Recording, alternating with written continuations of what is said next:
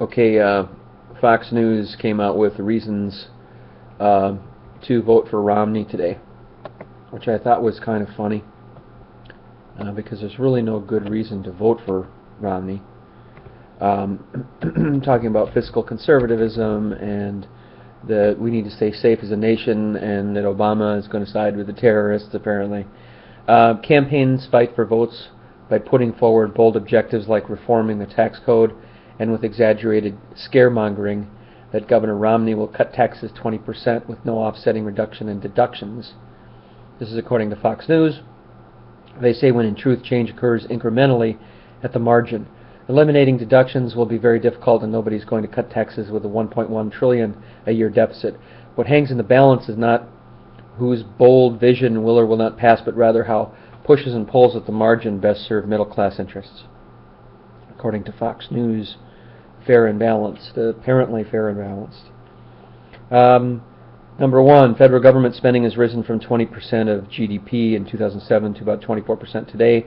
While increases in government spending might temporarily boost GDP in the short run, in the long run, reductions in private sector spending offset increases in government spending. And they say, look at Europe for an example. With thousands of pages of new regulations, Obamacare and Dodd-Frank have put an enormous regulatory strain and increased uncertainty on the private sector. This has slowed growth and increased unemployment. Without a filibuster-proof Republican majority, these programs will not be repealed. Instead, growth would benefit from more prudent application of these regulations and in some places even bipartisan pruning of some of the less productive excess. So they're saying, Romney says, throw Dodd-Frank out the window, throw Obamacare out the window, let's start all over again until we can agree on these things.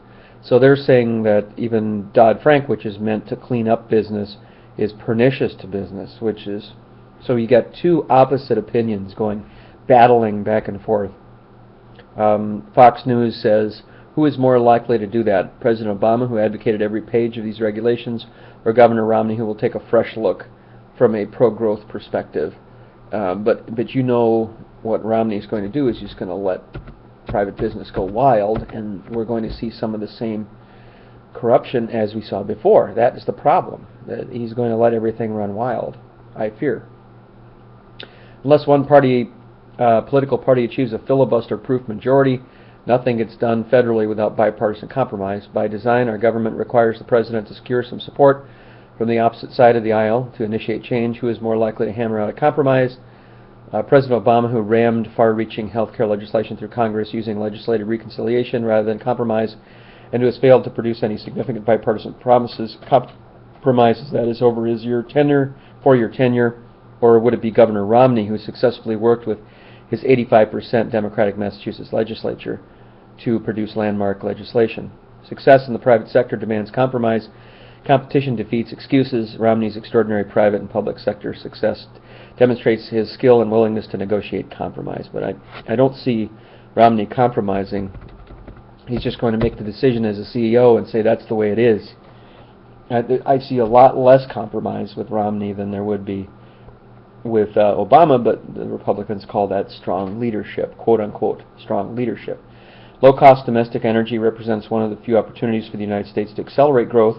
President Obama rejected the Keystone Pipeline.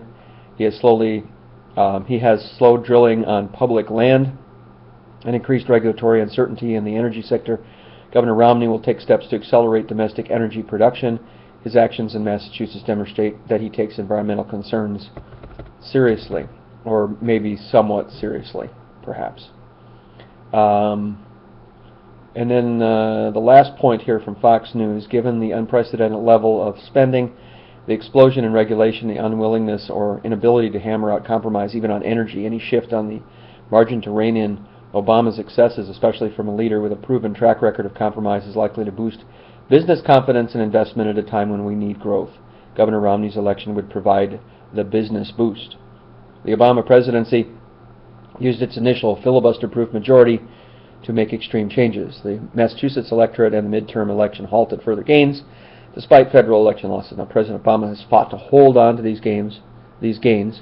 A step back toward the middle would be a step in the right direction. A Romney presidency is far more likely to take that step.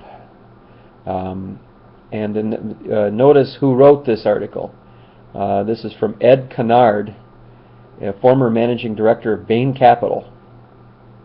So would you say that's a little bit biased of an opinion? 5 points why we should vote for Romney, and it's by a guy who is the former managing director of Bain Capital.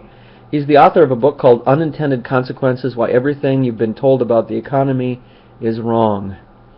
This is Mr. Bain, or this is a Bain Capital guy saying, everything you know about the economy is wrong. Don't listen to common sense. Listen to the corporate guy. Right? I don't know. So let's just see what you think about that one. The polls are, by the way, the polls are jammed here in my hometown.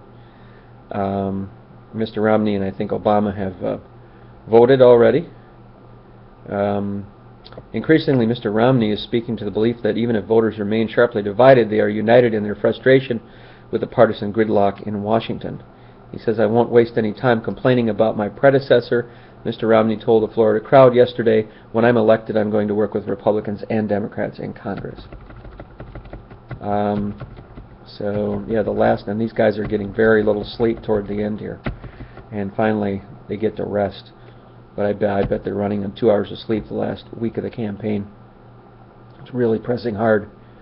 Mr. Obama's policy goals at this time around are smaller, such as slowing the growth of college tuition rather than, say, attacking climate change.